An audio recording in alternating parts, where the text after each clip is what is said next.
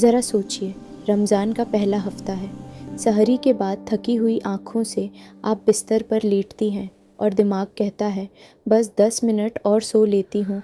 लेकिन फिर क्या होता है, पूरा दिन सिर भारी, इबादत बोझ लगने लगती है। रोज़ा तो रखा, लेकिन रमज़ान महसूस ही नहीं हो रहा। और सबसे ख़तरनाक बात, आप समझती हैं ये सब नॉर्मल है, लेकिन अगर मैं आपसे कहूँ कि रमज़ान की थकान सिर्फ नींद की कमी नहीं, एक साइलेंट वार्निंग है, वीडियो के आखिर तक रुकिए, क्योंकि आखिरी बात आपका पूरा रमज़ान बदल सकती है। मैं आज आपको कोई लेक्चर नहीं दे रही, मैं आपसे दिल से बात कर रही हूँ। हर रमज़ान हज़ारों मुस्लिम लड़कियाँ एक ही परेशानी से गुज़रती हैं।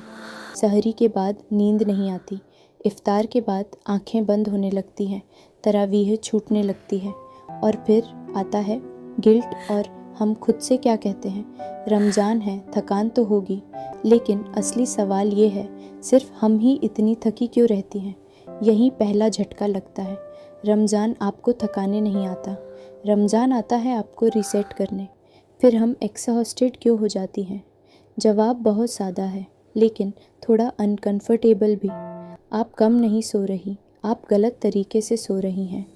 गलत तरीका मतलब बिना रूटीन, बिना नियत, सिर्फ थक कर गिर जाना। ज़रा सोचिए, दिन भर मोबाइल, इफ्तार के बाद ड्रामा, रील्स, शॉर्ट्स, और फिर रात 1 बजे ख्याल आता है कल सहरी भी तो करनी है। यहीं से बॉडी कंफ्यूज हो जाती है। बॉडी सोचती है ये रमज़ान है या नाइट शिफ्ट, और जब बॉडी कंफ्यूज होती है तो रूह थक जाती है, क्योंकि जिस्म और रूह अलग अलग नहीं चलते। इसलिए सिर्फ कॉफ़ी या दिन की झपकी हल नहीं है। अब ध्यान से सुनिए, रमज़ान की थकान सिर्फ फिज़िकल नहीं होती, ये स्पिरिचुअल इम्बैलेंस की निशानी होती है। जब हम अपनी नींद सिर्फ कंफर्ट के लिए प्लान करते हैं, इबादत के लिए नहीं, तो थकान दोगुनी हो जाती है। और अब वो बात जो 90% लड़कियां इग्नोर करती हैं, सहरी के बाद तुरंत सो जाना। लगता है नॉर्मल है ना? लेकिन असल में यहीं से एनर्जी क्रैश शुरू होता है। अगर सहरी के बाद आप सिर्फ 10 से 15 मिनट भी खामोशी से बैठ जाएं या अल्लाह से जुड़ जाएं, तो बॉडी को सिग्नल मिलता है ये हड़बड़ी नहीं, ये रिदम है। और जब रिदम सेट होती है तो नींद भी सुकून वाली होती है। थोड़ा सा ह्यूमर समझिए, अगर आप सोच रही हैं मैं तो एक स्ट्रॉन्ग कॉफ़ी से ठीक हो जाती हूँ, तो बहन पॉज। कॉफ़ी आपको जगाती है, एनर्जी नहीं देती। एनर्जी सिर्फ एक चीज़ से आती है, बैलेंस से।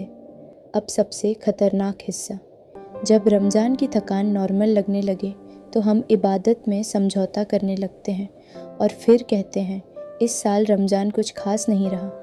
सच ये है, रमज़ान वही होता है, हम खुद ड्रेन्ड होते जाते हैं, और ये ड्रेन्ड होना आहिस्ता आहिस्ता होता है, इसलिए हमें एहसास नहीं होता। अब हल की बात, और ये सुनकर आप चौंक सकती हैं। आपको ज़्यादा सोने की ज़रूरत नहीं, आपको चाहिए इंटेंशनल स्लीप। ईशा के बाद कम स्क्रीन सहारी के बाद थोड़ा सुकून, और दिन में छोटी सी रेस्ट, बिना गिल्ट, और सबसे अहम बात, अपनी थकान अल्लाह के सामने रखना। क्योंकि जब नीयत साफ़ होती है तो कम नींद भी ज़्यादा बरकत ले आती है। अब आखिरी बात, अगर आप चाहती हैं कि रमज़ान में सिर्फ सरवाइव ना करें बल्कि स्पिरिचुअली ग्लो करें, तो सिर्फ नींद ठीक करना काफ़ी नहीं, इसके लिए पूरा रूटीन बदलता है। और इसीलिए अगर आप चाहती हैं एक ऐसा रमज़ान रूटीन जो ख़ास तौर पर मुस्लिम महिलाओं के लिए हो, रियलिस्टिक, बैलेंस्ड और स्पिरिचुअली पावरफुल, तो एंड स्क्रीन पर जो वीडियो आ रही है, Ramzan routine for Muslim women, उस पर ज़रूर क्लिक कीजिए। अगर आप ये वीडियो थकी हुई सुन रही हैं तो यकीन मानिए ये अगली वीडियो आपके लिए ही है।